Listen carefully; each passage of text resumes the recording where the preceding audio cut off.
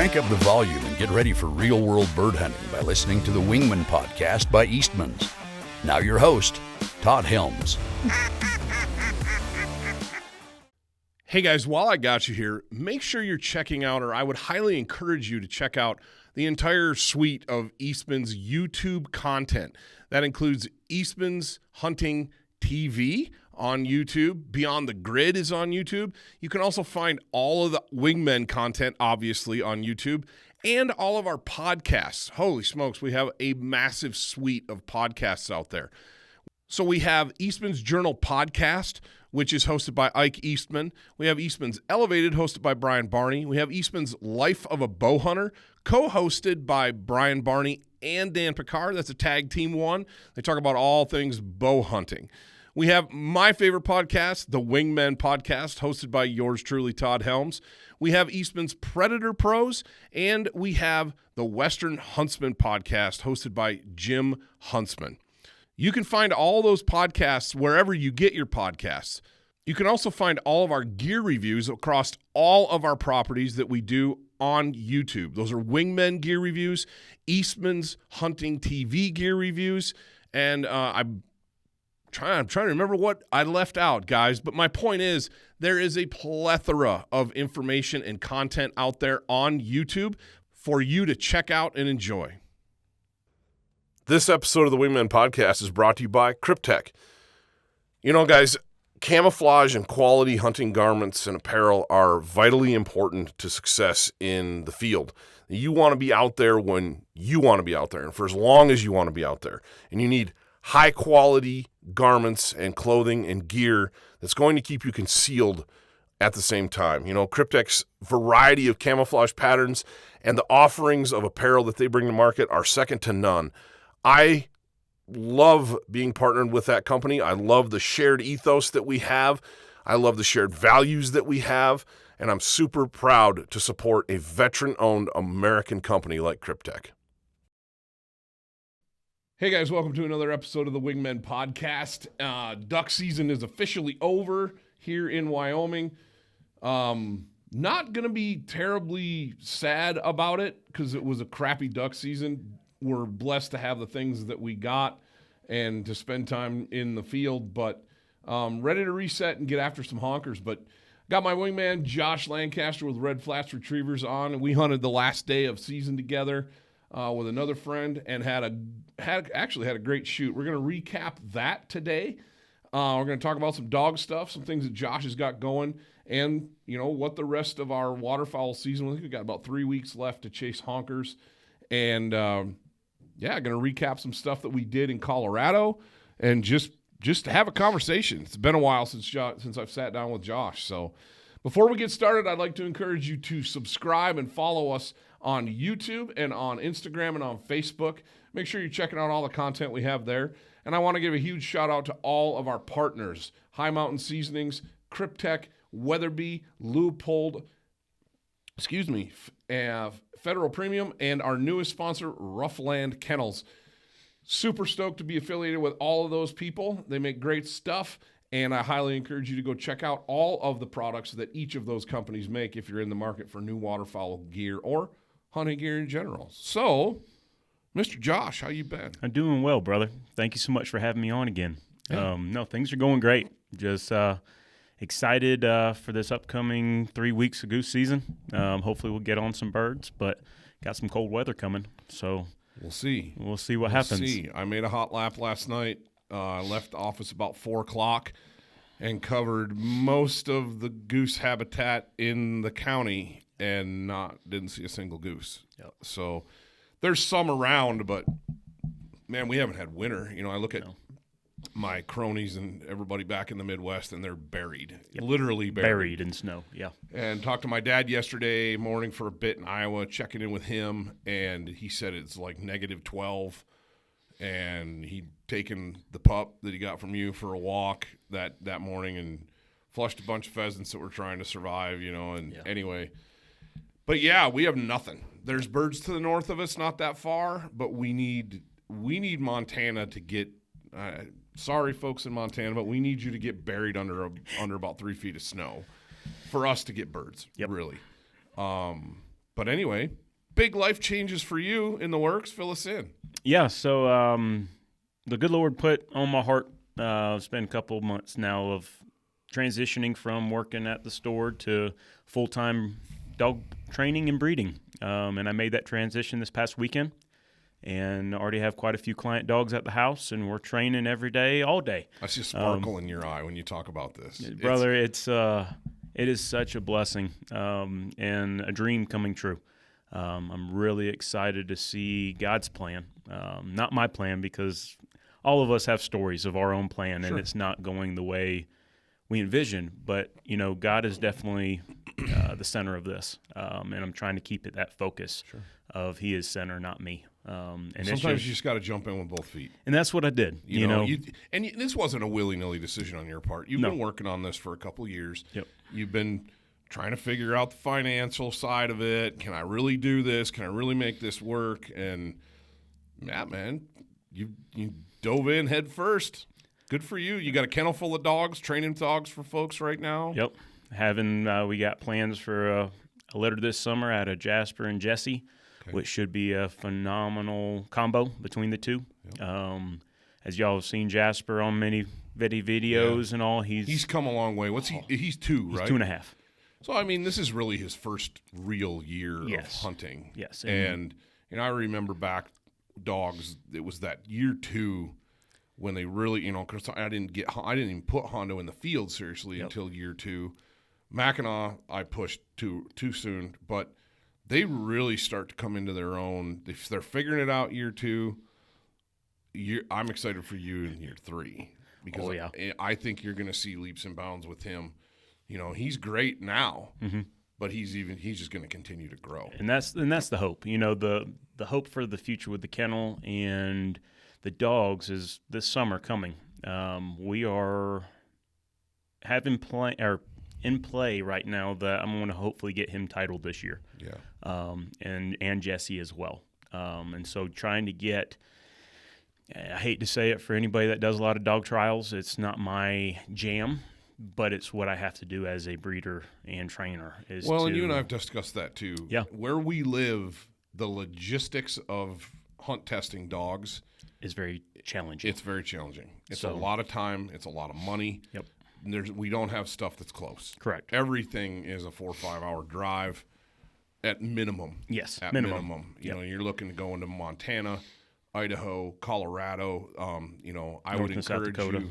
South Dakota is another one. North Dakota. I would encourage you to get a hold of those guys in Casper at Boomtown HRC. Yep. That's your closest local. Yep.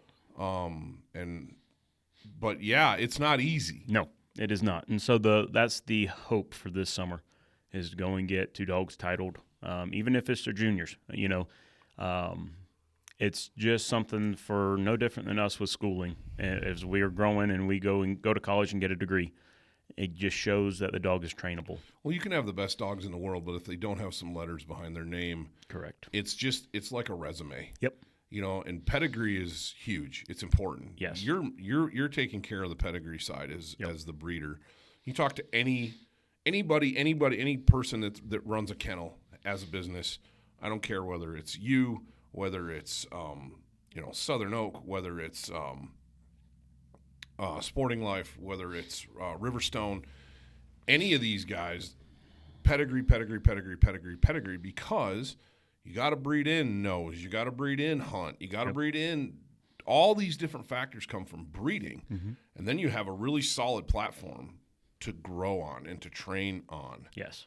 And you're doing that. Yep. You're making sure that your pedigrees are dialed, your dogs are top tier, and then you're offering the training on top for people as well. Yep.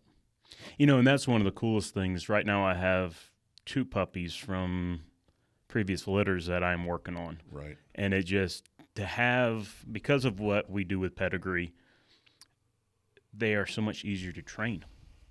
Because one, I was part of their birth in a way. I brought them into this world, helped out the mom in any way I can. But seeing my own dogs come back to me and then I can train them, it is just incredible. Just the putting the 2 and 2 together with what I'm trying to do with brain and drive of parents and getting the best of both, and that's brain with drive. Right.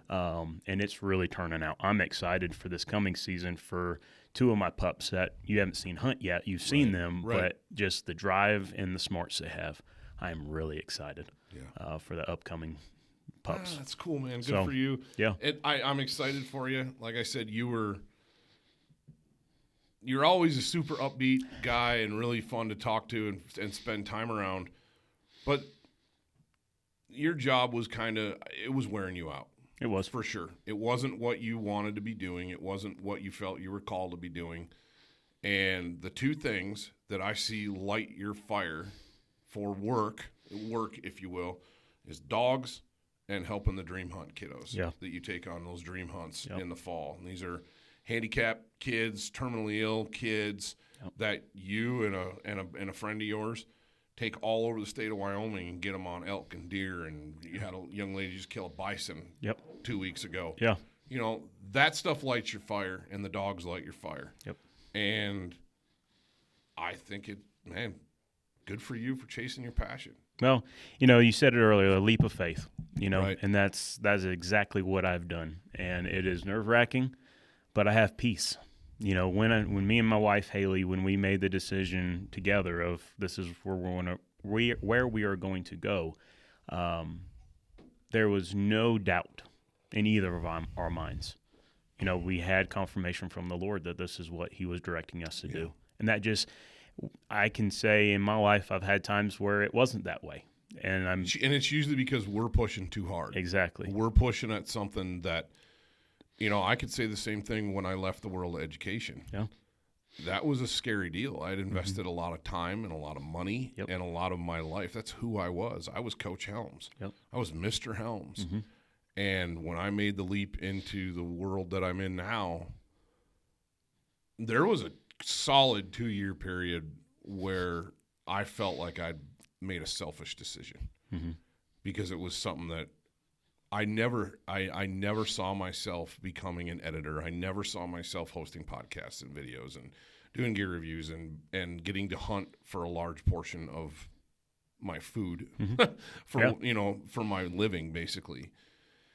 Never saw that.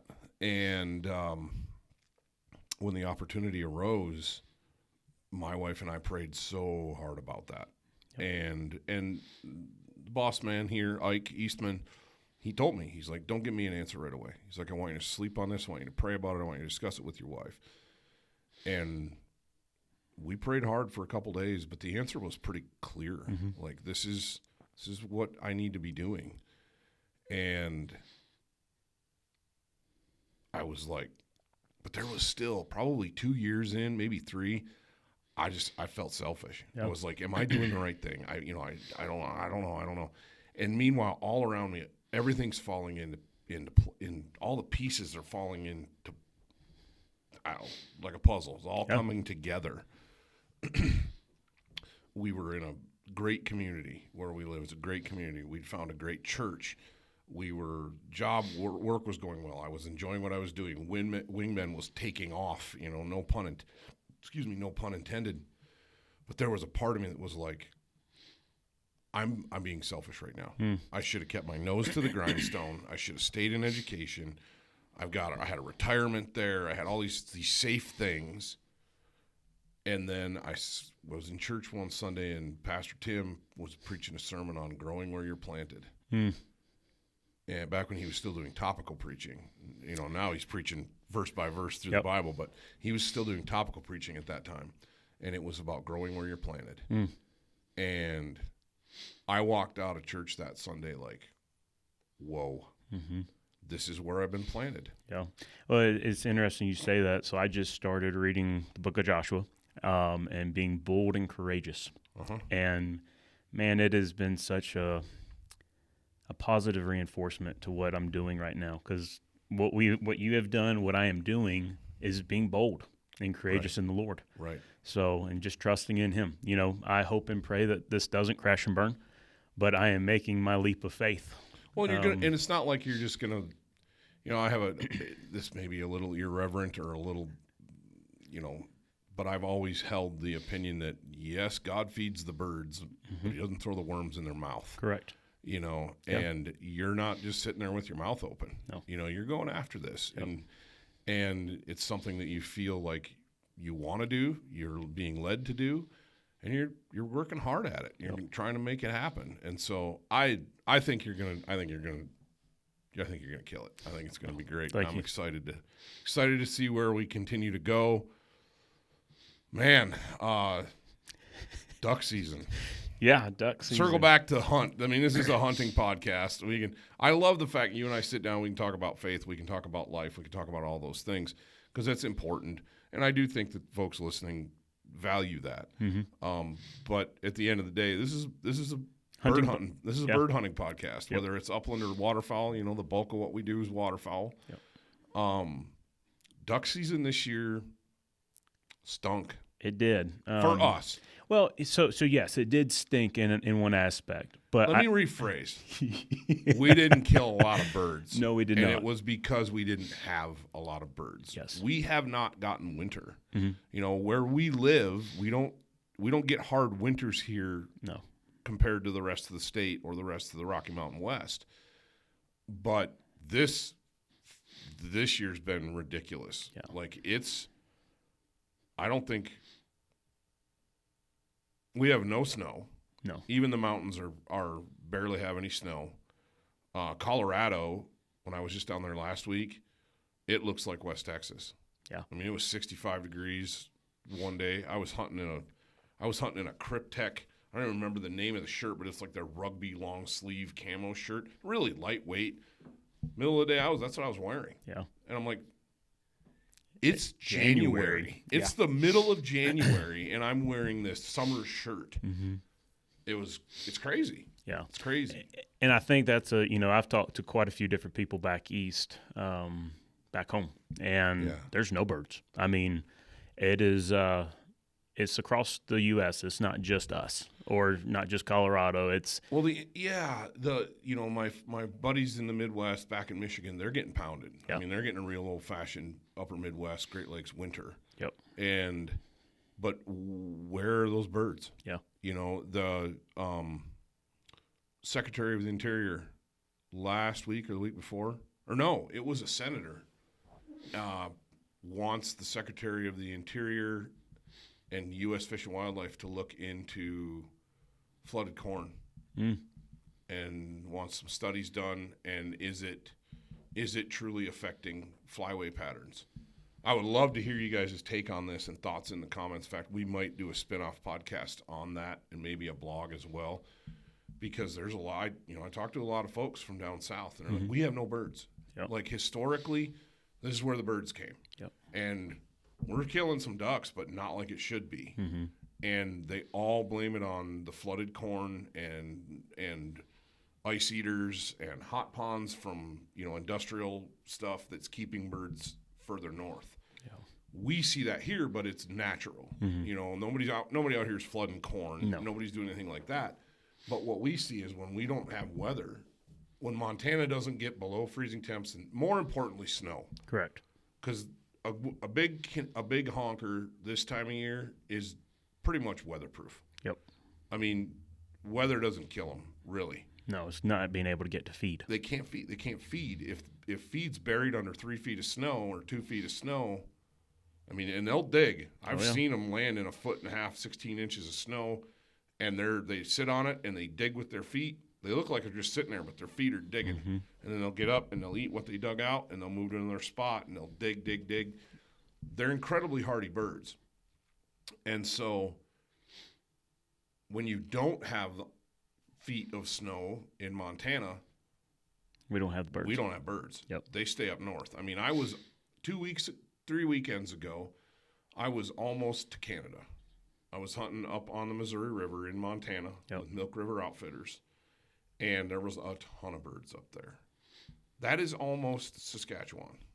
I mean, we were 60 miles from the border, maybe 70. I don't know. I'd have to get off the map. But there was a ton of birds, and they have open water on the Missouri River, so open water is not an issue. And waterfowl don't require a ton of water. No. They have to have something. They have to have open water to drink and to roost on. Yep. but they'll roost on the ice if there's just a little spot, not much bigger than this table. Correct. There'll be 1,000 birds around it. As long as they can get a drink, Yep. they're good. It's the snow. Mm-hmm. Deep snow pushes birds down, and the West hasn't seen any snow this year. So we have nothing. We've had no ducks. Now the temperatures will push the ducks. Yep. And, you start getting below freezing temps, below zero temps, and we get ducks in a hurry. Yep. But then as soon as it warms up again, yep, they go right back. Yep. So they're always riding that winter line. Yep. It's the same with snow geese, and we could go across the board, but it's interesting. So we'll see where that goes. I know there's probably a lot of guys in Arkansas and Alabama and Mississippi that are going, and Louisiana that are like, make that illegal, yeah. And it's not a normal farming practice to flood corn up to the ears. Yep. That's not a normal farming practice. And it's kind of like, okay, But that's not the case out here. No. And we just haven't had weather. And when we don't have weather, we don't have birds. Correct. And holy smokes. I mean, worst duck season I've had since I moved to Wyoming. Yeah, I'd say the same for me. I mean, it's kind of, being from South Carolina originally, we had plenty of seasons that were like this. Sure. And I mean, so growing up, our main bird we killed was a wood duck. Yeah, because you had resident birds. Correct. It was the same in Michigan. Yeah. The season would open late September, and you were shooting wood ducks and black ducks. Yeah. On beaver ponds and stuff. So yeah. You had resident birds that you grew. Correct. And then later in October and early November, you'd get some flight birds, mallards mostly. Yeah. Well, I mean, divers. It's like our hunt we had this past weekend. Yep. When in January have you seen teal in years past? I mean, you see them occasionally. Here here it's fairly common because we live in such a banana belt part of the West. I mean, there's a reason that the Indians wintered here Correct. in this valley. It's full of hot springs. But the weather's mild here because we're between two mountain ranges. Yep. But you're right. Yep. Shooting green-winged teal on the last day of duck season in January 18th. Yeah. And not huge numbers of them, obviously. No. But, yeah, there's always some around. But, yeah, the fact that I shot a gadwall a couple weeks ago. Yeah. I mean, and that's what I'm saying, so I heard a friend of mine call me and goes, "What is this?" Sends me a picture. It was a cinnamon teal. Yeah, you were telling me about that. In January. That's unheard rare. of. That's rare. I mean, normally those things are in Mexico by now. And normally for us, they left the first September. Yeah, they left in September. We never even see them full plumed. I've always tried to, every year we get our comment, we can make comments on season settings and different things. And I've been a huge proponent in the state of Wyoming to get the Wyoming Game and Fish to give us like September 1st through the 10th for an early duck season. Yep. And because that's when we have blue-winged teal in the hundreds. Yep. So we have cinnamon teal. They're here now. They're not plumed out. Correct. They're not going to be mounter specimens, and you're probably not going to be able to tell the difference between a blue wing and a cinnamon when they're eclipsed like that. Correct. Unless you're like a really birdie guy. Yeah.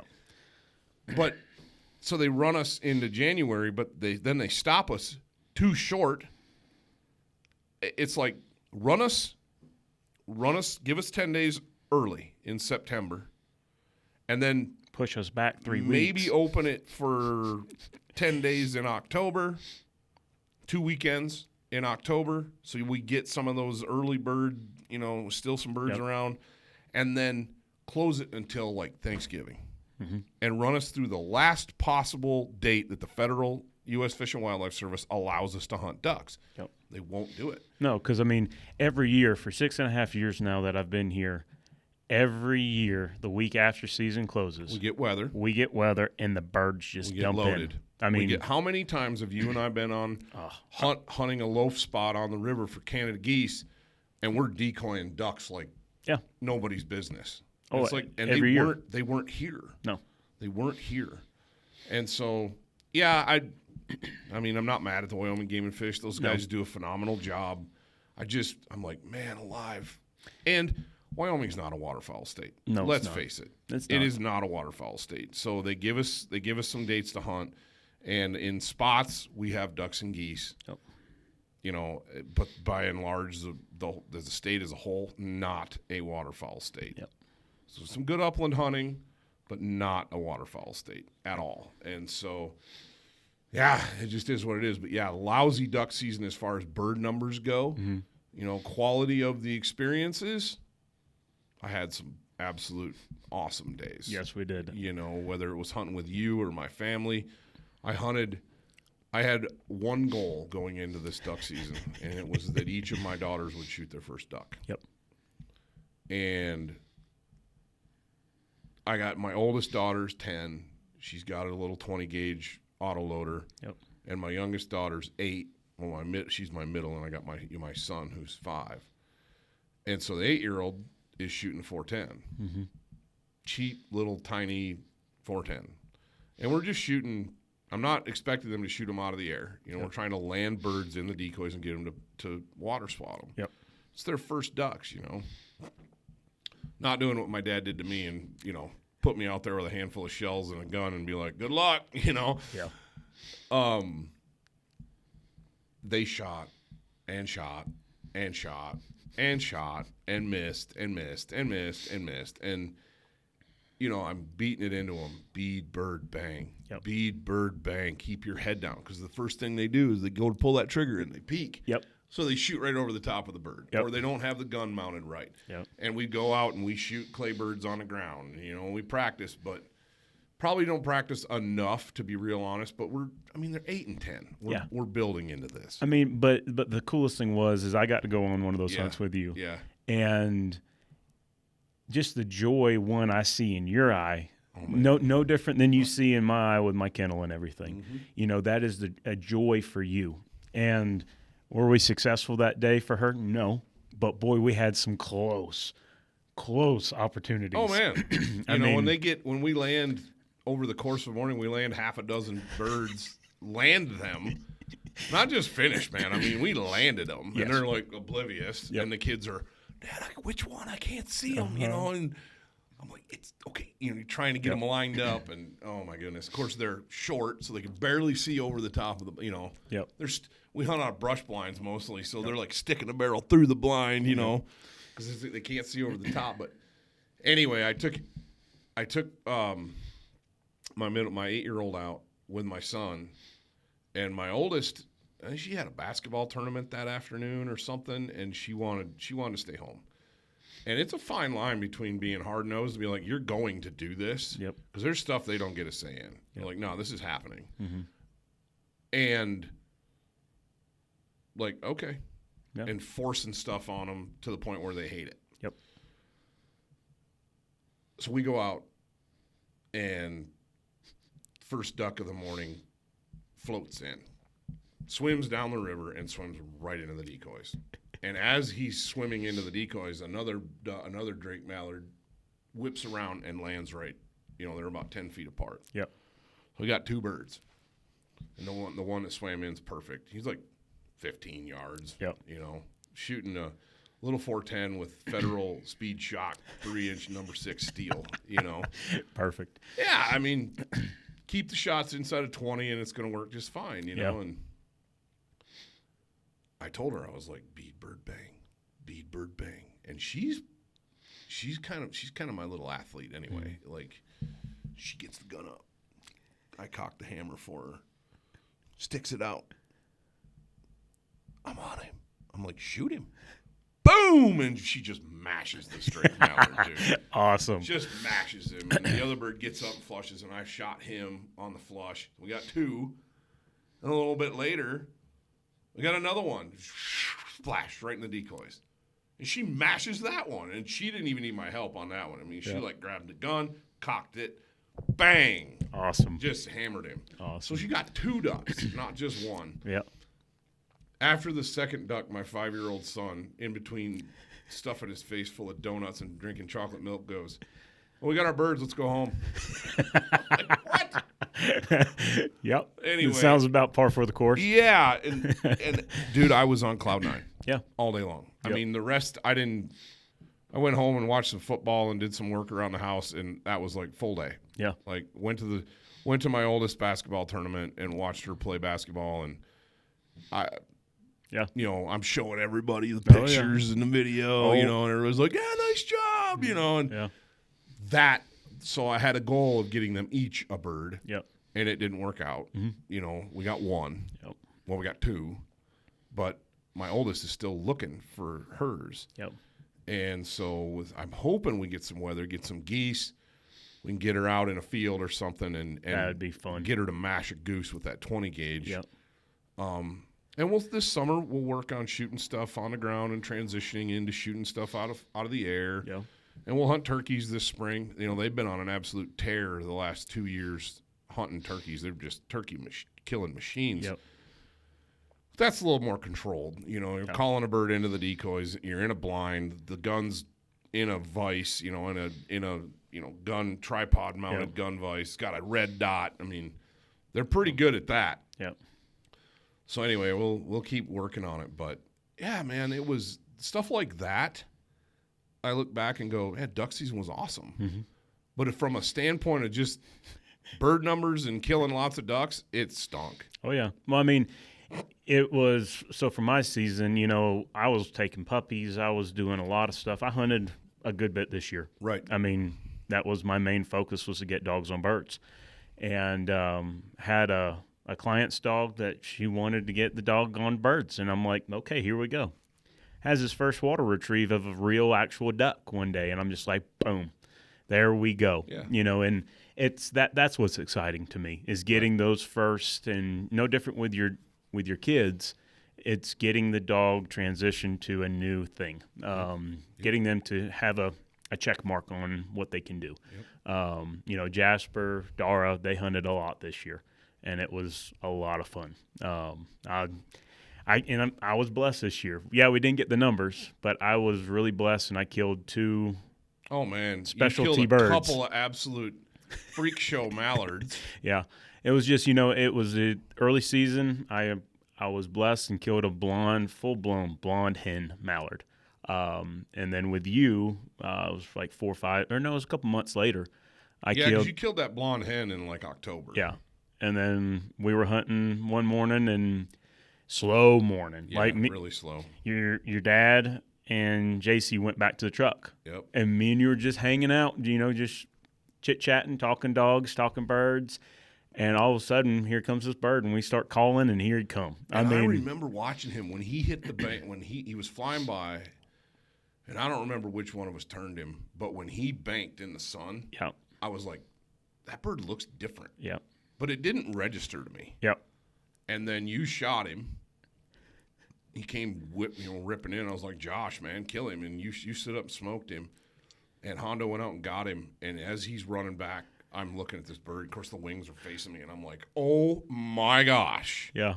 And, it was so quality. Yeah. We had a quality season.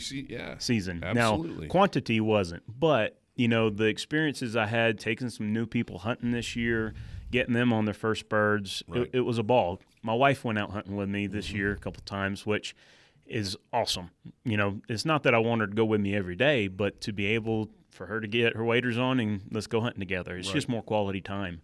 And she's working one of our pups, and just that's why she's wanting to do it, is to get the dog on birds. Right.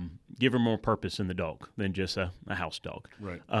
But, her experience, so that she sees my excitement when things happen. It's just so much fun, no different than that drake I killed. I mean, I've killed a handful of birds in my life, and to have 2 oddball birds this year, I mean, and that drake, I've never seen one like that. No, he was so cool. His back and the backs of his wings were white. Yeah. And he wasn't like Snow White, but he was white. Yeah. And totally different. And I think he was partially leucistic. Yeah. Same as your blonde mallard. Yep. They weren't like a mule duck. No. They weren't some hybrid weird cross. They were just a different, partially leucistic, missing some pigment basically. Yeah. And you just don't see a lot of that. No. You know, we get mostly run-of-the-mill mallards, and God bless it. I mean, I have had a thing for greenhead since I was a kid, you know, and I've always loved mallards. I like eating them. I like decoying them. I like finding them. I like all waterfowl, all birds, but especially mallards. Yep.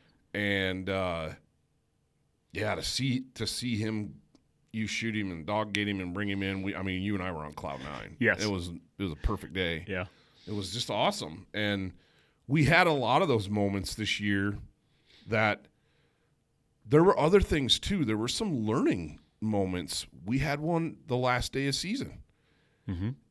I'm always preaching about setting your decoys so they look like real birds. Yep. Because everybody has a tendency to do the same thing. They throw out some decoys and they spread them all out so it looks, and you just don't. It doesn't look real. Yeah. You know, and when you get to late in the season and you're hunting the same birds that have been here since November, you got to do different things from time to time if you're going to be consistent. Yep.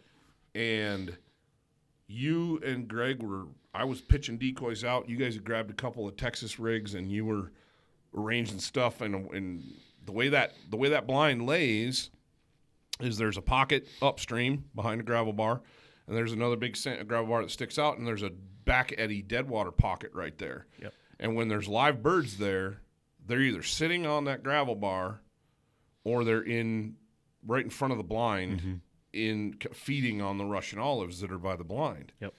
Or they're loafing, they're sleeping or chilling. And so I always try to kind of mimic that with the decoy spread. Well, I'm just pitching decoys out of the blind. I'm like, it's the last day. There's not a ton of birds around, but I'm going to throw every decoy I've got. Yep. And if we need to pull some because the ducks don't like it, we will. Yeah. But the problem is, too, we get a lot of birds that trade back and forth up and down that river, and a big wad of decoys catches their attention. Mm-hmm. Whereas realistically, a more realistic spread would be 6 ducks. Yep. 4 ducks. Yep. Maybe 2 when on lean years like this. Yeah. But you've got to be able to catch their attention. Mm-hmm. When you only have 3, 4, 5, 6 decoys out, it's hard for them to even see them sometimes. Yep. So you got to catch their attention. Well, I jumped out of the blind to come help you guys, and I looked at all the decoys I'd pitched out, and they're in just like a big wad. Mm-hmm. They're inches apart. Yeah. And there's 24 decoys just bunched right in front of the blind. And I went, I think I'm going to leave that. Yeah. And I hollered, like, Josh, come look at this. And you came over and I said, what do you think about just leaving those just like they are? And you went, that looks real. Yeah. You know, and because when you see the birds on our rivers and stuff out here, when they're in this place that they're comfortable in, they're bunched. Oh, yeah. I mean, they are massed up and bunched up. They're almost touching each other. Mm-hmm. And they're comfortable.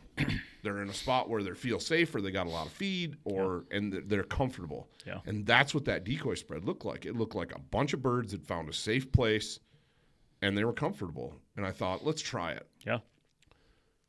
Dude, we shot 6 ducks. Oh, right off the lickety rip. split. Yep. And all of a sudden, we're sitting there looking. We got 6 or 7 ducks lined up on the bench in the blind, and all of them finished. Yep. Like, I don't know about landing. Last day of duck season, we didn't really give them that option. It was kind of like they're 20, 30 yards with their wings set. We're shooting them. Yep. And but they looked, and they'd come out of the stratosphere, and they wanted it. Yeah. And I hadn't had that kind of success down at that blind in quite a while this season. And I thought, we got talking about it. Like, dude, they're eating this decoy spread up. Yeah. This is what was interesting. About that time, the wind kicked up, and it turned that whole mass of decoys in unison into the wind. So it went from looking like a big wad of content, happy ducks to a big wad of ducks on high alert that are about to get out of Dodge. Yep. They're all facing the exact same direction. They're bunched tight together, and I'm like, and I didn't realize it until we had a duck commit, and it got to about 80, and just boop, there you go. And it didn't flare. No, but it just was like, but it I was don't like it. Nope, that's not right. Yep. And it wasn't our hide. Our hide and we put a lot of work into that hide, and we're hidden. And we didn't have novices in the blind. I mean, everybody's quiet, still, down, not looking. So it was obviously he saw something he didn't like. Yep. And another bird did it. Mm-hmm. And it was like the third bird, I'm like, okay, something has changed. And I look down at those decoys, and they're all facing into the wind. Like, we're going to get ready to fly here in a second. Yep. And I was like, boys, we got to spread these decoys out. Yep. And so we left some of them bunched up pretty tight. Mm-hmm. But we spread them out and made some there's a little group swimming in. There's still a kind of a mass in that middle, but we put some out here and there and got some in the current, so they're moving. And then we started decoying birds again. Yep. It's crazy how sensitive the little tweaks, the little things that if you're paying attention, that those birds will teach you. Oh yeah. Well, I mean, I'd say about an hour after we did that, I looked out and there was one of the full bodies that had gotten tipped knocked off the over, stake. And it was just like teeter-totter and hitting the water, hitting the bank, hitting the water, hitting the bank. I'm like, I got to go fix this. I'll be right back. It's one thing to just be is this a joke in the water in duck hunting space or goose hunting too, is there's always the guy that wants to play with the decoys. And It's like, just sit down and chill, drink some coffee and relax. But there's times when, you have to make an adjustment. Yeah. Well, if it doesn't look real, I was on a goose hunt this year that went absolutely poor. And all of a sudden, we killed one bird, and I looked out, and there's 3 geese decoys that have fallen over. Right. And I'm like, I got to get these up and fix them real quick. And they're like, why? It's fine. I'm like, no, it's not. It doesn't look real. Yep. I mean, the only time that I've had it pan out where it really didn't matter was in the place where you were hunting. Okay. That area gets extreme winds. Oh, yeah. We're talking 100 miles an hour. Yep. And we got set up. We knew we had a weather front coming in. We knew we were going to kill birds. We had a short window before the weather got too bad. Yep. And we got everything set up, and it started snowing. And the upwind side of the decoys, winds at our backs, where the decoys are just plastered with snow. But there's decoys laying down because you can't keep them up in that wind. No. But they were dark spots that looked like geese. And, dude, the birds were just just dive bombing them. Well, for a bluebird we ended up day, picking. Yeah, it doesn't work when the weather's good. No. But we ended up picking most up. That particular day, we killed a quick limit, like 5 dudes. And we by the time we got to picking everything up, half of our decoy spread was in the fence row 300 yards away. Yep. The wind is that strong out there. It was just sailing decoys. There were shell decoys that were 70 yards in the air, just like kites. Yeah. That's extreme stuff, but paying attention to what those birds want. It was the same thing last week in Colorado when I went down and hunted with Platte Basin Outdoors, Mike Tracy and John Brunelli. Tuesday we took a gamble, and the weather wasn't right, and the birds didn't fly. Yeah. We killed 15. We saw a couple thousand birds, but there's tens of thousands. There's probably 150 or 200,000. Now maybe not that many, but a ridiculous number of birds in the area. They just didn't get up. Yep. And so we killed some. But Wednesday, the weather was nice, and the morning flight was pretty good. But the evening flight, they're like, we're sitting all day. Yeah. And we killed a couple birds in the middle of the day. It was crazy. And then about 4 o'clock, it was the floodgates opened. And if you've been to the Front Range of Colorado and driven down there, in the evenings like that, what I'm talking about this time of year. I mean, it's 200,000 birds in the area, that's just an estimate, but it's probably pretty close. And first big spin we had, probably 25, 30 birds did it, and they got, in a pit, so, you shoot out back, shoot out front, shoot up top. Guys in the middle are limited to 10 and 2, basically. Yep. Guys on the ends can shoot 180. Yep. When birds are higher, you have more, if birds up, you got more swing range of motion, but birds would come around the backside, and they wanted to be right there, but there was no hole. Yeah. We'd set up for a different wind, and so first thing those guys did, we all jumped up and cleared a hole Yeah. behind the blind. To the north, there is no behind, I guess, in a pit. It's like, just turn the pit around. That's the joke, right? Yeah. Just turn the pit around. But when we opened that hole, every flock of geese after that make a swing, and and they're little geese, so They spin and spin and spin, and it's chaos. It's a ton of fun. But every bird we shot after that was right in that hole. Yeah. There was one group. The next group came in.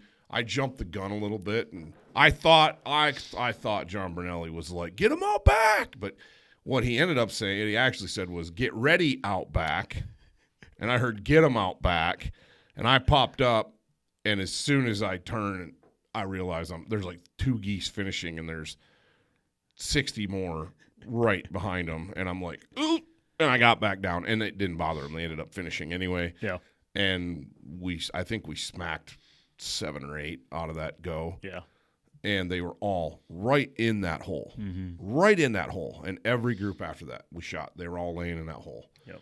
And little things like that, paying attention to your wind, and especially with those huge goose spreads, it's easy for us because we're shooting honkers. You can shoot honkers with 6 decoys. Yep. We really can. You get your height right, you get where they want to be on a feed. Now, if you're going to traffic birds, you need way more decoys. But if you're hunting feeds, dude, you can kill birds over 6 decoys. Yep. And it's much less important to have it dialed perfect for that, as long as you're hidden really well. Yep.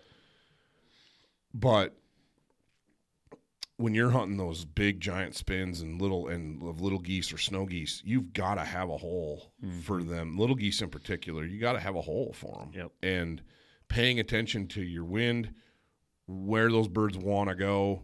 The first day we had birds short landing us, and we had decoys about the furthest decoys out in front of the pit were on the downwind side were probably 20, but we had birds and it was really windy. I mean, we had big wind, so you'd get a shot call, and by the time you get out of the pit and start shooting, the birds are 70, 80 yards away already in that wind.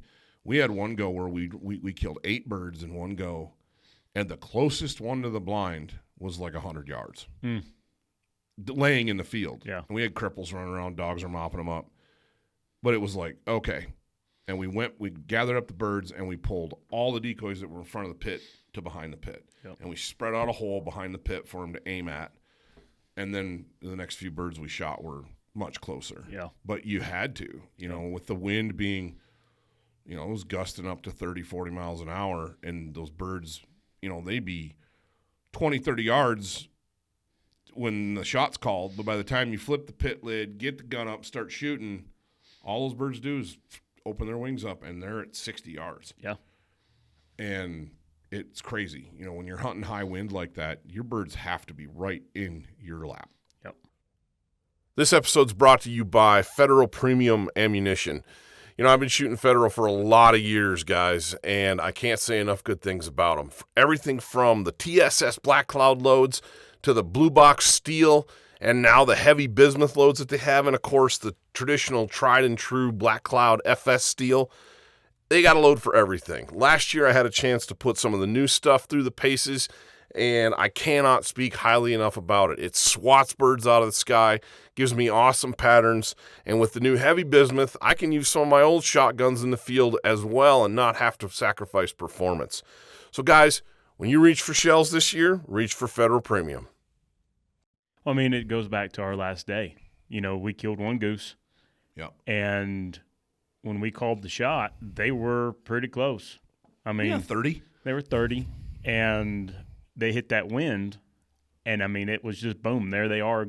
They're going. And we ended up mopping one out of that. I mean, because they go from 30 to 50 in a second. Yep.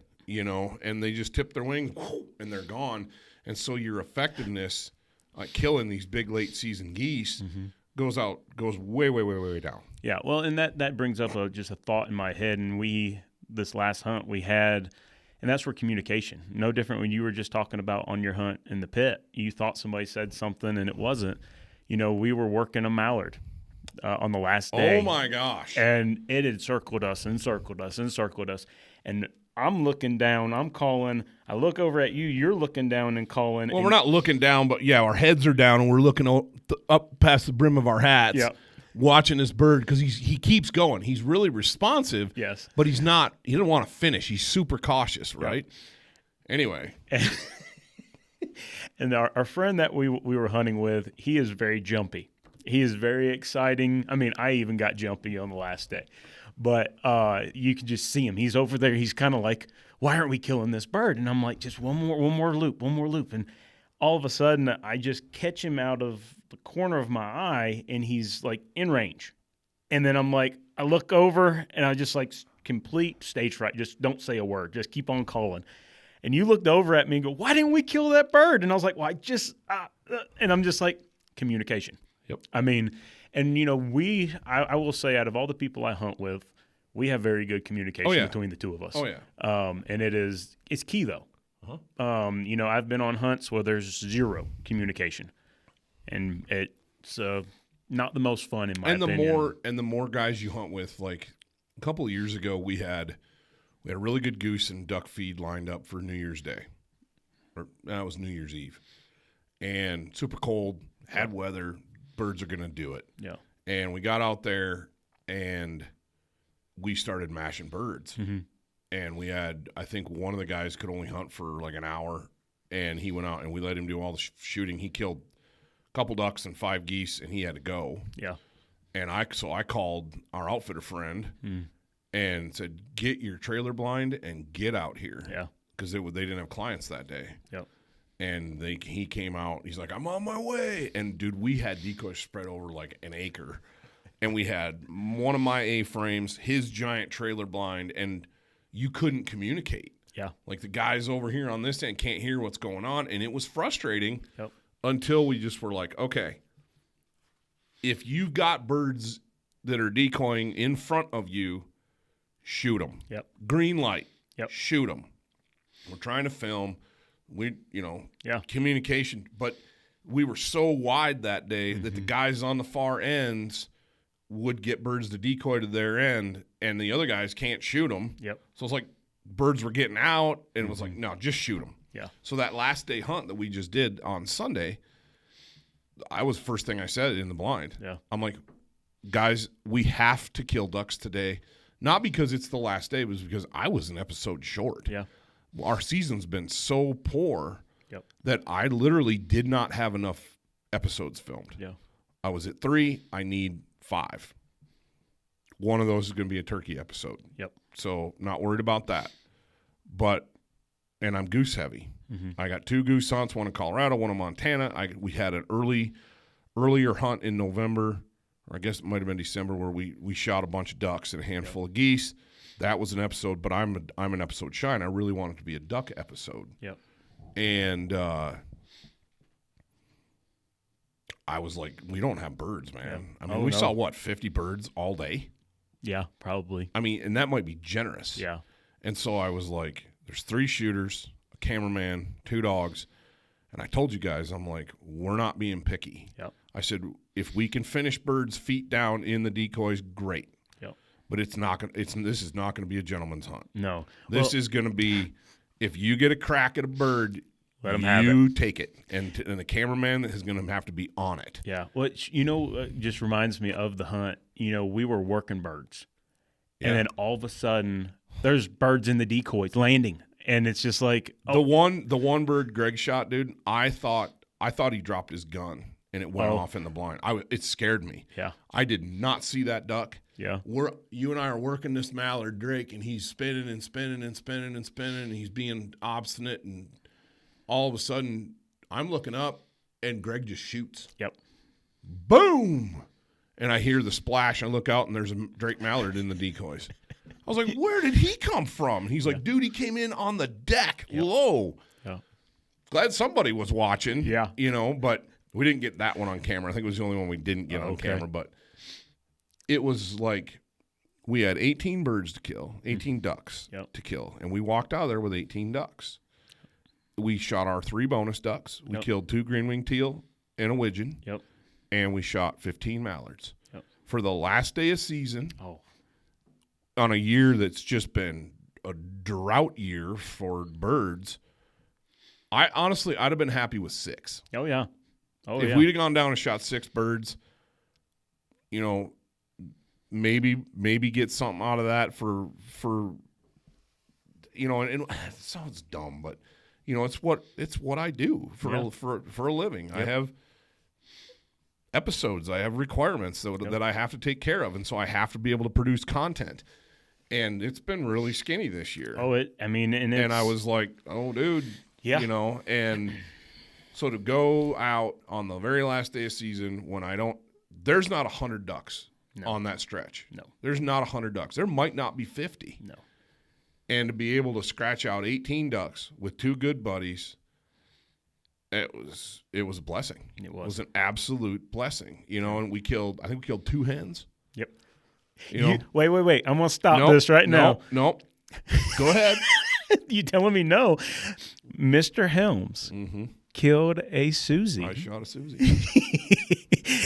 Mr. Helms normally gives me all sorts of. Josh is lady killer, man. Oh, he just bring him on. Equal opportunity. Bring him on. Deathstroke. Yes. Well, and we've talked about this many times. It's more for the dogs. Get them an opportunity. We're allowed 2 hens. Yes. And the way I look at it is, I don't want to shoot hens. Correct. Dead hens don't lay eggs. No, they do not. But there's also a stigma to shooting hens that it's like I don't know, it's almost like you're not as good of a duck hunter if you're just shooting hens, which is bunk. Yeah. That's crap. Yep. But what? Normally it's like there's enough birds around we can be picky enough to let those hens go. Yep. And let them go, shoot the green. Yep. And just kind of like how I like to roll. Mm-hmm. But last day, we don't have squat for birds. And I'm like, dude, if it flies, it dies. Yep. And we were aggressive on our shot calls because of that. Like I said, the first 6 or 7, they were right in our faces. Oh, yeah. But after that, things got tougher. Later in the morning, birds were high. They give you a look. And we were not sky busting. No. It was I'm adamant about that. If birds are on that fringe at 50, let them go. Yep. Take a chance, give them a chance to finish. Yeah. And are we going to land a lot of ducks on a lean year like this where there's hardly any birds and they've been the same birds all season long have been getting called at and shot at? We're not going to land a lot of those birds. No. But we're going to kill a lot of those birds at 30 yards as they're wings cupped, looking at the decoys. Yep. That's your shot. Everybody wants the old back flapping feet down, And some days we get that. Yep. And some days we don't. Yeah. And we had a mix on the last day. We shot some birds that did that. That pair. Oh, man. That one pair was like Yep. they came in low. Yep. And this time of year, those birds don't fly on the deck. No. Unless the weather's bad. Yeah. They fly in the stratosphere where they're safe. Yep. And these two, I don't know where they came from. No. But all of a sudden, I don't know which one of you was like, right in the decoys. And I look, and there's these 2 mallards just right in the decoys. Yep. And we mopped them. Yeah. We killed them both. So, yeah, I may have shot 2 hens, to be real honest. I know for a fact I killed one because it was like I pulled up, Drake folds, I swung through and smoked the hen, and whatever. I think back on one of the other hunts we had this year, and it was with your dad, and got 2 birds coming in. You go kill them, and I stand up and I'm waiting, and wait for your dad to shoot. And we had a good laugh at it afterwards. But I waited and waited. I'm like, okay, it's now these birds are going to get out of here. And I just shoot, and I dump the drake.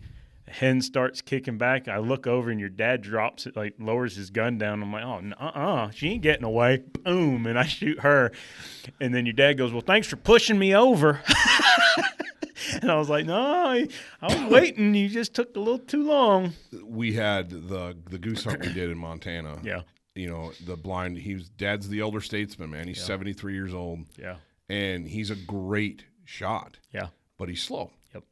He's 73. I'll be there. Oh, I'm not as fast as I was in my 20s. He is doing great. Oh, yeah. for his age. Like, But I mean, he's a great shot. yeah. But he's got to have a little time. Yep.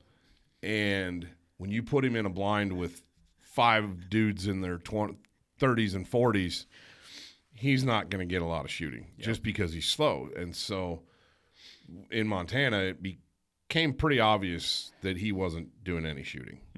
And he was, we're decoying singles. I think we only decoyed 2 or 3 pairs. Gotcha. Maybe 2. And so everybody stands up and boom, bada boom, bada boom, and bird goes down, and that's the only bird there was. Yep. So we're about 8, 9 birds in, and I was like, hey, guys, Dad's got the next shot. Yeah. Because he hadn't had a shot yet. Yep. And he wouldn't say anything, but he's just sitting there by the heater. Yep. And I'm like, no, we got to let him shoot. Yeah. And the other guys, the clients on that hunt were very gracious, and they'd each gotten to shoot several birds, and by that point it was kind of like, oh yeah, we got an old guy in the blind, let him shoot the next one, and the next one came in, pow, Dad smokes it, It was like, he can shoot. Well, and it doesn't react real quick. Well, it's no different with kids. Yeah, or my wife that hasn't done a lot of this. Any new hunter or old hunter, there's situations that they're going to struggle in. Exactly. And if it's a quick response reaction time thing, they're going to struggle with that. That'll be me someday. That'll be you someday. Where my son's going to be like, hey, my dad's 80. I pray that this happens, right? Oh, yeah. I pray that I get 80 years and I'm still hunting at 80 years old. Let Dad shoot. Let Dad shoot this one, and it just kind of, it is what it is. But I just think that there were so many memories from the season this year that were cool. I got to spend a lot of time in the blind with my dad. Yeah. Got to take him to North Dakota and hunt pheasants, which neither one of us had hunted pheasants in North Dakota before. That's awesome. And it was a great time. Got to hunt ducks with him out here. Got to get him on a goose shoot on a trip. He'd never been on a guided waterfowl hunt before. He got to experience a lodge and all that stuff. Yep. And so, and it was important to me, with Mom passing in August, Dad's alone for the first time in 53 years. Yep. And it's like, you're coming out. You can still drive. You're healthy. Get your butt out here and let's hunt. And we had a great time. So when I say it was a crap season, that's just from a bird numbers standpoint. Correct. Is all that is. Yeah. Because the quality, as you alluded to, the quality of the experiences that we had some big ones this year. Yeah. We awesome, phenomenal really quality time. Yep. It's so easy to get wrapped up in just, we didn't shoot any birds. We didn't shoot a lot of birds. It was the worst year I've ever had. And you're looking at Instagram and it's just pile pick after pile pick, and these dudes are mashing. And it's like, yeah, that's cool, man, but comparison is the thief of joy. Yep. And if you start comparing your experiences in life to somebody that you see on social media, which I got news for you, and I'm a social media influencer. Man, I hate that term, but I am. We only show you the best stuff. Oh, yeah. We don't show you There's no warts in those pictures, man. We're showing piles. We're showing kill shots. We're showing stuff that it's aspirational. Yep. When you flip through Instagram or Facebook or TikTok or whatever it might be, you want to be inspired. Mm-hmm. You want to be entertained and inspired. Yep. And so you want to see straps full of ducks. You want to see huge dead bull elk and deer, and because it's like, that's what I want. That's what I want. That's why we go there. Yep. And so if you're just measuring a season based on numbers of dead birds, man, you're missing the point. Yep.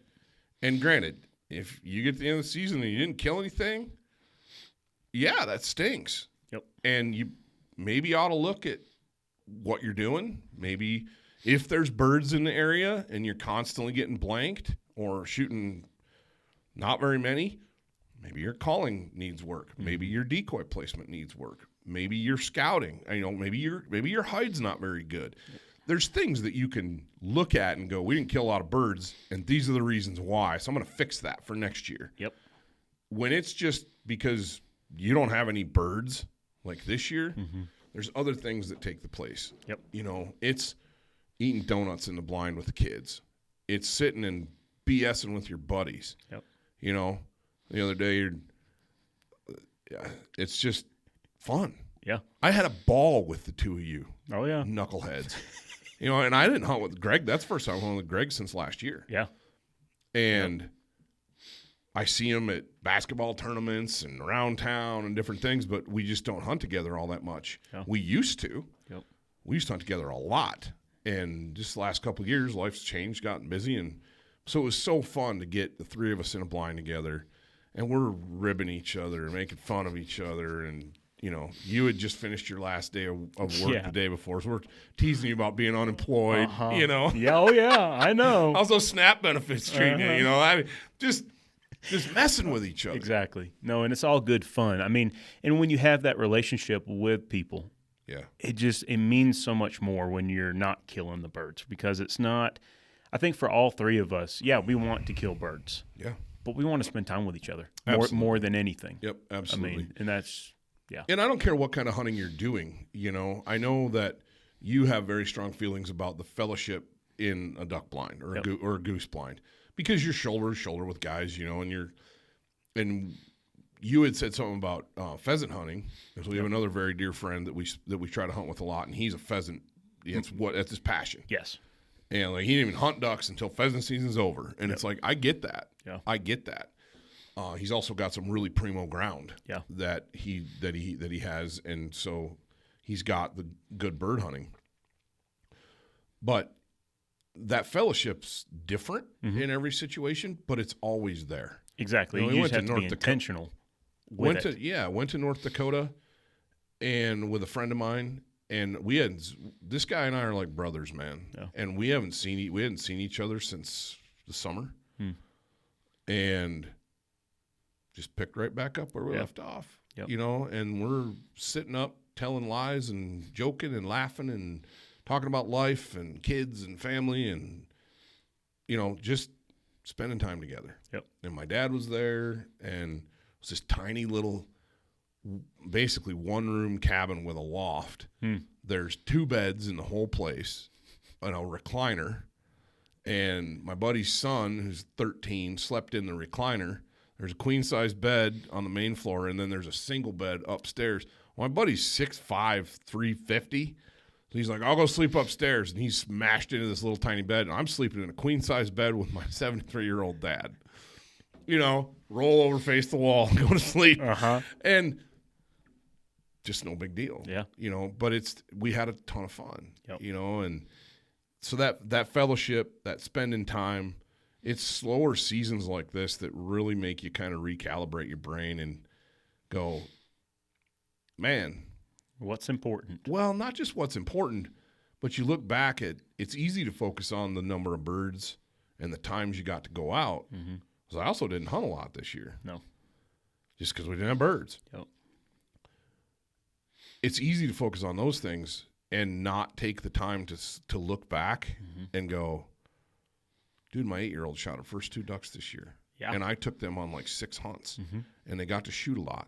And I spent time in the blind with my wife and my kids. And I got to hunt with my 73-year-old dad several times. Yeah. And then we have a day, like the last day, where we mopped them up. Yeah. I mean, to go out and shoot 18 ducks and a goose with the number of birds that we have this year, dude. Oh, absolute blessing. It was a blessing. Yeah. Absolute blessing. And to be real, to be very real, I don't want to pass myself off as some waterfowl guru expert, I love doing it. There's a lot of holes in my game. I've been doing it since I was 12 years, since I was younger than that, 9 years old, been tagging along with Dad, and I'm pretty good at it.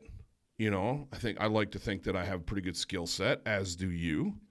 I've been there. Yeah. I've been doing this a long time. I've seen a lot of things, and I've learned a lot by screwing it up over the years. Learned from some really good hunters over the years. Yep. But one of the biggest reasons we were able to shoot 18 birds is management of pressure.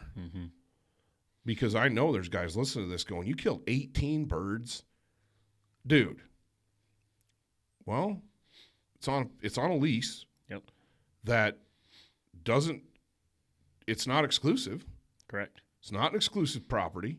There's pressure from, there's two sides to each river. Yep. Well, that's a saying. Holy smokes, two sides of the river. Jeez. Wow. Might as well coin that one. But we don't have control of the other side of the river. Correct. And there's several different landowners, and they let people hunt. They hunt themselves. So it's not like it doesn't get shot up. Correct. But it's not as pounded as the public water. Correct. And so to have the real, if we'd have been hunting public water on the last day, dude, if we'd have killed 3 or 4 birds, it'd have been epic. The week before, I hunted some public ground. Yep. Saw 3 ducks before shooting light. Never saw another duck. Exactly. I mean, exactly. And that's just part of it. Well, it goes back to that. You only see the highlights. Yep. And part of it is we have to be able to produce content. Yep.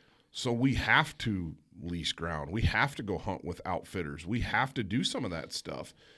But, man, I mean, I spent the better part of the 47 years of my life chasing stuff on public ground or easily accessible things that landowners would let lots of people hunt. Yep. You learn a lot doing that. Oh, yeah. Because your stuff, in order for you to kill birds, your scout, your hide, your calling, your decoys, everything has to be perfect. Correct. And you go out and kill a couple of birds, you're doing really good. Exactly. Yeah. Especially if you're only seeing 5. Yeah. And you kill 2 or 3, that's a good day. Yeah, that's a great day. That's a really good day. Yeah. So that just kind of, I hope that kind of puts it in perspective. Like, we killed 18. Good day. There's guys that don't see 18 ducks. Yep. And, so that's the reality of it. Yeah. Because we still hunt public. We still do some of that stuff. And, yeah, the public hunting in late season is really, really hard. Yes. Especially on years when there's not a lot of ducks, not a lot of birds. They vacate that public really fast. Oh, yeah. And they just don't use it. Nope. Because they get shot at every single time they go in there. And so that's the reality of it, is managing hunting pressure. Where if I can get a dad and his kids in there, I'm not going to hunt it. And it's like, here you go hunt this. And you get a phone call like, yes, go ahead, have fun. I got a phone call this Saturday. Shooting light, sunset is 5:05 on Saturday. Sunset's 5:05. We're not 30 minutes past sunset here. It's sundown. 30 minutes before sunrise, but sundown, we're done. It's 4:50 on the nose when my phone rings. And I get a phone call, a couple of young guys want to hunt. One of the leases. They want to shoot geese. Want goose permission. And I was like, well, when are you thinking? When would you like to go? Because, yeah, I can probably get you in there. It's not a big deal. Yeah, give you a day, go hunt them. There's not a lot of birds, but you can try. And they're like, well, we wanted to hunt tonight. There's 15 minutes of shooting light left. Yeah. And I'm like, no. Because then it dawned on me, I'm like, you guys are going to jump shoot. You're going to try to stalk these birds there's probably 15, 20 birds out in the field, and they're in the middle of a dirt field, a beet field, harvested beet field. You're going to shoot at these birds from 150 yards away, wound them at best. And educate the pudding out And of educate, what few birds we have left. Yep. And I said, no, I don't allow pass shooting or jump shooting. If you'd like to set up blinds and decoys on a different day, we can arrange that. Yeah. And didn't get a response. And it's like, I get it. I was there. I was that young, hungry guy in high school and college just begging for a chance. But and I've shot my share of birds pass shooting and shot my share of birds jump shooting. Sometimes that's the only option you have. Yep. When I first moved to Wyoming, there weren't a lot of ducks in the part of the state I lived in, but there was a few, and they were always on little creeks, trout streams, and they don't really fly around. No. They just sit in spots all day. So your only option was to jump shoot these birds. Yep. And I killed a lot of ducks doing that. Yep. It was fun. It was the only thing that I had. Yep. But when there's other options, it's like, no, why don't you come out with me once, and I'll show you how to set a spread. Mm-hmm. I'll show you how to do this. And then you go to garage sales, and you mix and match. You save your pennies, and you buy decoys.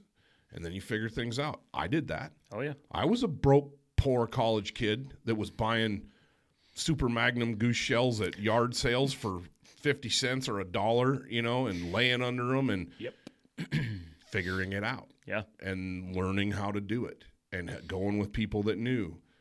I'm more than willing to share, more than willing to share leases when, you know, this year I was a little more stingy. Yeah. But I didn't have a lot of people call and ask either. Yeah, and that's mainly because we don't have the birds. We don't have the birds. Yeah. But normally it's like if I've got the content that I need produced and somebody calls, go have it. Here's a pin. This is exactly where the blind is. You can use all my stuff that's in the blind. Please just put it back the way you found it and pick up all your trash. Yep. Or, okay, you want to hunt that field? Have fun. You know, had a guy we know the other day call. And like, hey, you got about 150 birds in that beet field. I was just wondering if we could hunt them tomorrow. And I was headed to Colorado. I'm like, yeah, man, go smoke them. Yep.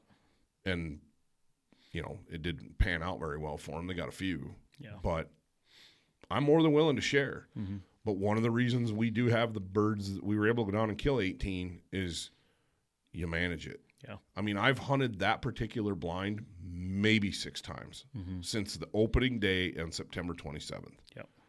I don't hunt it hard. Yeah. And because I don't hunt it hard, the birds are comfortable there and they want to be there. Now, I'm fully aware that I am blessed and not everybody has that opportunity. Yep. Fully aware of that. That's why I try to share it when I can. Yeah. Whether it's with family or friends or, you know, had 2 years ago or last year, I had a guy and his son, dad, and with 2 boys wondering if they could hunt. And I said, absolutely. Yeah. And I shared a location pin where the blind was.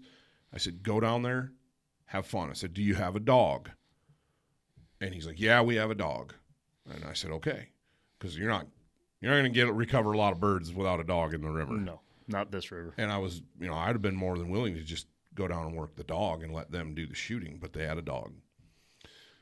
And he sent me a picture later on in the next morning, and they killed, you know, 6 birds, and they were just tickled. Yep. They were just tickled. And that's the point, you know, let's share some of this stuff because we do need to pass this on. You know, somebody taught us. Somebody got introduced to us. You know, we were lucky that it was family. You know, my dad, there was no way we weren't going to grow up hunting. Yeah. Same with my kids. Yep. But not everybody has that. No. And you guys do that with your dream stuff. Oh, yeah, exactly. Yeah, it's interesting. So, yeah, man, we can rant all we want about, you know, no birds, this and that, no birds, whatever. We had a great season. We did. Phenomenal. We didn't kill a ton of birds, but we made lots of memories. We shared lots of blind time. We shared lots of experiences. And at the end of the day, to go out and kill 18 on the last day, that was a blessing. Oh, huge blessing. You know, there probably wouldn't. I guarantee you, we were the exception and not the rule on the last day of duck season. Oh yeah. And I'm fully aware of that, and I'm very thankful Yeah. for what I have. But we also work really hard to manage what we have. Correct. And be good stewards of it. Yep. So it's a mix for sure. And I hope folks listening to this understand that, you know, because I guess I probably feel a little bit guilty for leasing, and I don't lease a lot. No. I lease a couple pieces. And I try to share it as much as possible. You know, deer season, have people call up, and it's like, get them on where I can. Yeah. And I had a father and son call. They had late season tags. I was done hunting. We shot the does we needed to shoot, and they called and were like, hey, we got these late season tags and just wondering if you allow deer hunting. And I said, absolutely. Yeah. Meet me out there on this at this time on this day, and I'll show you where the blind is. Yep. And they sat in the blind, and one guy killed a buck, and the other guy and his son had a couple opportunities and didn't end up filling his tag, but they had a place to go. Yeah. And they had deer, and it was fun. And they were so thankful. Mm-hmm. I'm like, yeah, why wouldn't I share some of this stuff? And that I would say that's the key. You know, there are times that you have the ability, well, do it. Right. And then others say you didn't have your tags filled. I'm going to hold off for this weekend. I'm going to try to get mine, and then it's all yours afterwards. Yep. You know, being able to be flexible with that is key. In my opinion. And the other part of it for us too, because where we live, that river bottoms, there's houses everywhere. Everywhere. And so I can't just tell somebody, yeah, go out and shoot a deer. Yeah.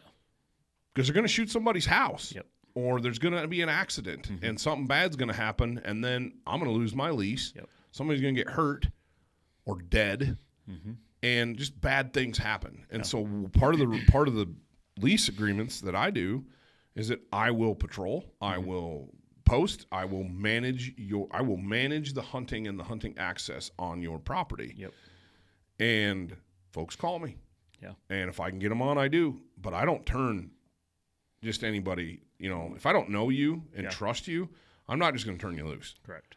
It's going to be like, no, there's a blind right here, or you could sit in this spot, and everything is designed to be shooting in a safe direction, especially during deer season. Yep. Shooting in a safe direction. You know, please don't shoot anything in the fields because there's houses 360 degrees. Yep. We can't do that with a high-powered rifle. No. And so, and the landowners really like that. Yeah. They like the fact that they can go walk their property and not have to worry about getting shot or, you know, it's a benefit for everybody. But, you know, I just got back from Colorado with Platte Basin Outdoors, and, dude, those guys have thousands of acres leased. There is no other option. If you don't lease ground in places like that, you're not hunting. Correct. And this is the other thing that it dawned on me down there the first time I hunted with them. You know, I'm a DIY guy. I love to scout, find my own birds, find my own spot, do it all myself. It's how I grew up, how I learned how to do it. I still love, that's my favorite way to hunt. But there's places like the Front Range of Colorado, that is not feasible. No. You're not going to take a trailer full of decoys down there and knock on doors and get permission. Yep. Everything is leased. Yep. Not to mention, because you're primarily shooting lessers, you're going to have $20,000 or $30,000 wrapped up in a decoy rig. Yep. If I live down there, and Mike and I talked about this on the podcast we did the other day, if I live down there, I'd save my pennies every year over the course of the off season, try to save up $1,500 or $2,000, and I'd go hunt with Platte Basin for $350 a day. Yep. I'd hunt 5-6 times, scratch the itch.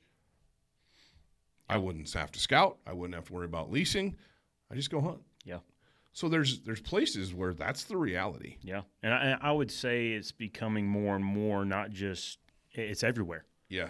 You know, it's becoming that here. Yeah. And you know, I would say originally it was Arkansas that started it that way. And it all was leases, all was clubs, and it's growing more and more and more for everywhere to be that, unless you have public ground that's getting hit every day. Yep. Which, you know, Canada's that way. Yeah. You know, the glory days of Canada going up north with a trailer full of decoys and knocking on doors. It's over. No, it's not over, but it's 50%. Yeah. 50%, your 50% is going to be no. Yeah. Where 10 years ago, you pretty much hunt where you wanted up there. Yeah. And anymore, the guys that are going up and doing that, every year they come back and they're like, yep, I got told no 50% of the time this year. Or it was leased, or, you know, for various reasons. And as demand grows for it's not a finite resource. The access is the finite resource. The birds are not, obviously. It's just going to continue to pay to play. Yep. And well, it's no different than what we call back home. It's going to become a rich man's game. It already is. I mean, but it's going to get worse. Yeah, I made a comment on there was a social media influencer. One of the things that bothers is kind of I'm just going to be honest. It bothers me is on social media, people passing themselves off as something that they're not. They're fake. And you see a lot of that in this homesteading movement. Yep. Trad wife homesteading thing. And not all of them. And there's a lot of folks out there. You know, my wife stays home. She's a trad wife. But she's not posting videos in her bikini, you know, in her garden every day. And while her husband's knocking down, you know, $250K a year because he's some lawyer or hotshot sales executive, she doesn't have to work. And they live in a mansion and she's got, you know what I'm talking about. Yeah. And we see a lot of that stuff.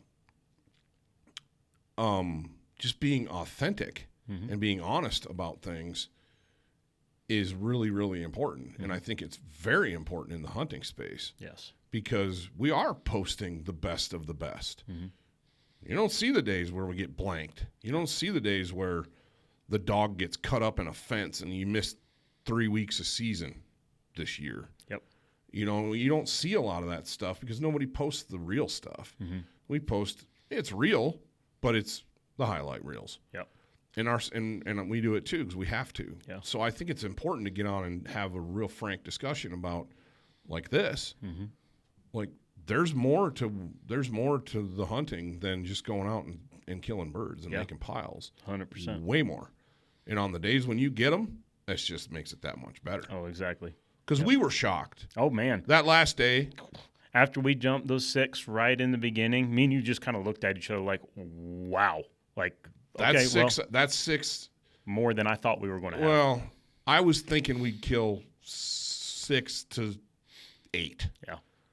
That was kind of my realistic because I'm like, there's enough birds around and we don't hunt them hard here. Yeah. We're going to get the 6 to 8 dumb ones. I mean, seriously. Yeah.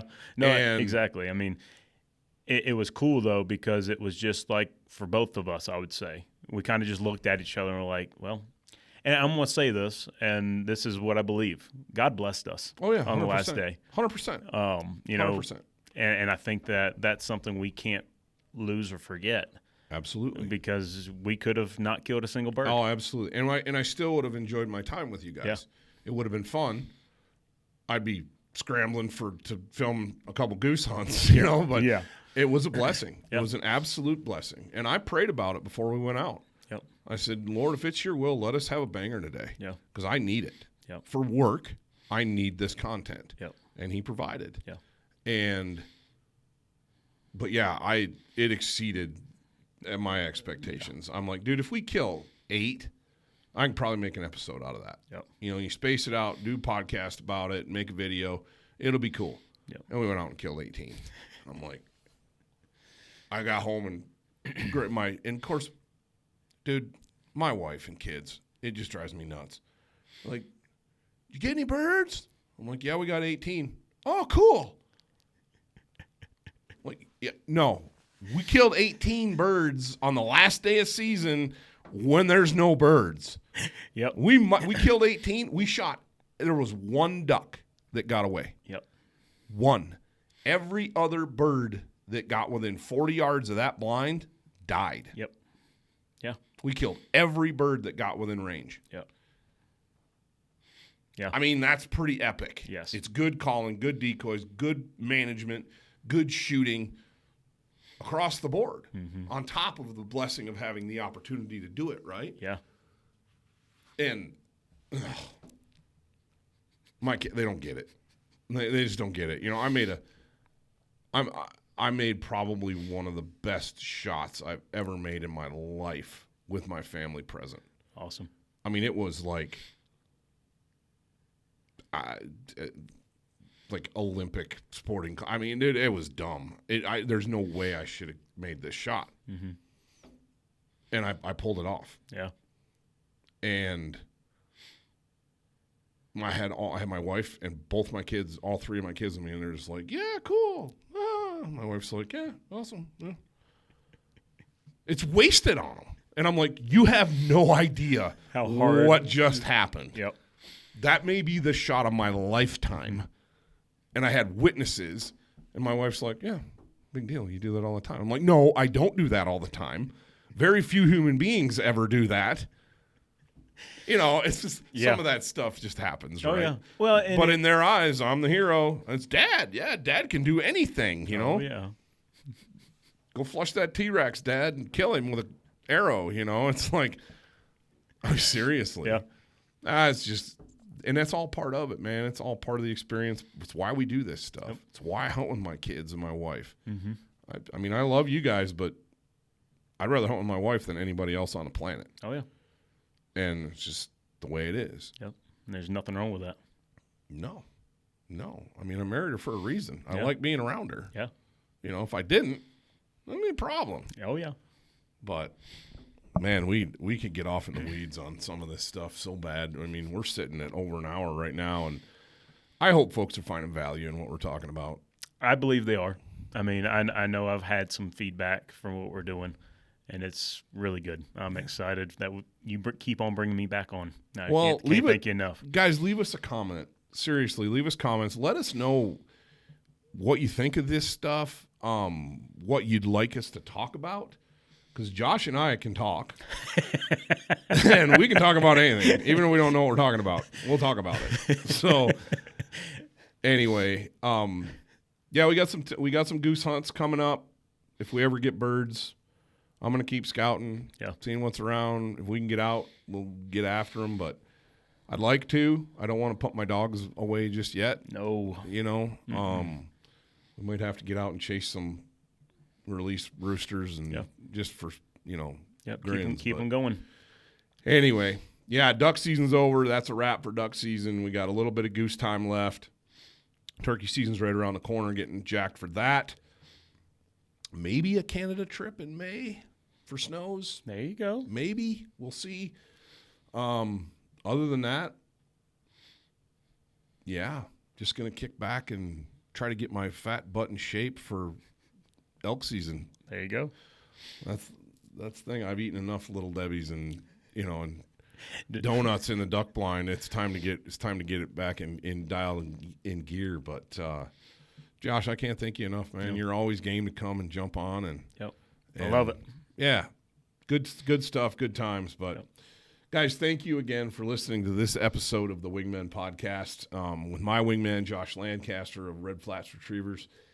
Ton of fun. We've had a great season despite a lack of birds. It's been awesome. I hope that you could say the same. I hope that you've gotten out, you've made some memories, and piled up some birds at the same time. So thanks for joining us, and until next time, we'll see you in the field.